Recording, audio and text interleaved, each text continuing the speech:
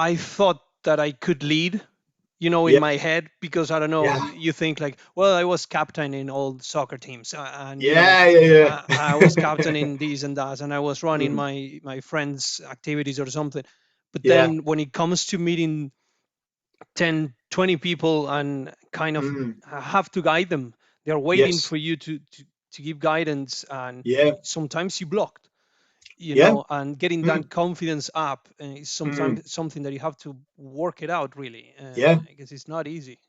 uh, we think we think we have it, but sometimes you have to kind of exercise it, I'll say. Yes, yeah, John, completely. And yeah, just quickly on that, I think in yeah, project management, it's very difficult because project managers touch pretty much everyone in the organization. Hmm. And what I see in companies is people are okay working with people on the same level with them or people Hmm. below them. It's when you start to go a person up or two tiers up or three tiers up in the organization, then people start to shrink and they're Yeah. like, oh geez, I can't ask him or I can't push that or I need to. But in essence, it stops you from being effective at your role because you need to challenge them or you need to push them for deadlines or you need to get information. But we create this perception sometimes in organizations of people who are tiers up Hmm. that, oh, I can't push them or what will they think if I say this to them? So, yeah, I see this quite a bit. Yeah. Sorry, Pablo, I cut you off there.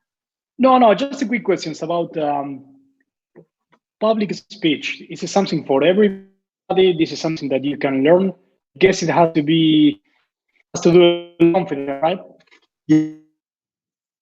Area, so I would have on that. And I suppose one of the initial offerings myself and Brian had with Performance Nerds is we did a lot in the area of public speaking within companies. So whether it was executives on their own or companies brought us in house.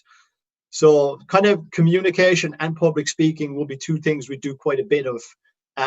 But I think for us, why we were quite passionate about it is because we both came from a place where we were really bad at this. Like I remember being in university and just having to give presentations of projects and just literally like your mouth was dry, your legs were shaking, you couldn't get anything out. You were just going, and then like you just blurt out a whole lot of sentences that made no sense.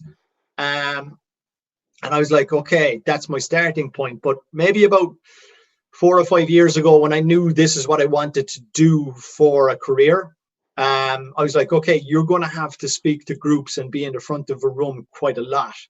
So if Yeah, you can't get really good at this thing, you don't really have a career. Yes, you'll do quite a bit of one-to-one with people, which is fine. But if you can't walk into a business and stand in front of 20 executives or a room full of 100 people and convey a message confidently, then you're really not at anything in this game. Because unfortunately, if you look at somebody on a stage in your work and they come across as really uncomfortable or really uncertain, a lot of the time people will perceive that as, oh, they just don't know what they're talking about or they don't know their job really well.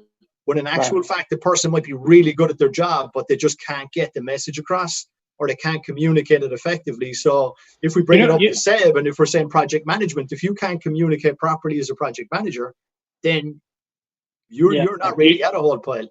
you know that the name that come up to my mind when you say that, for Mm, example, Elon Musk.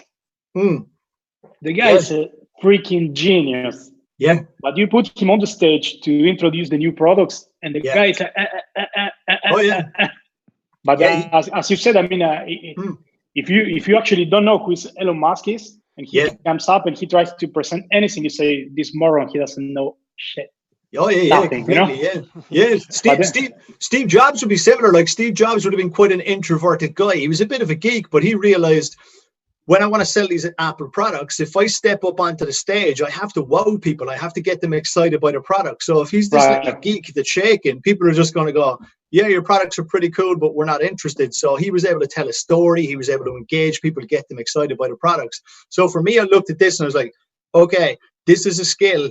And if you practice it and if there's certain techniques you can learn and develop, um, anyone can get better at this. And I know this from my own personal experiences. So some people will read stuff in a book and just spew it back out again.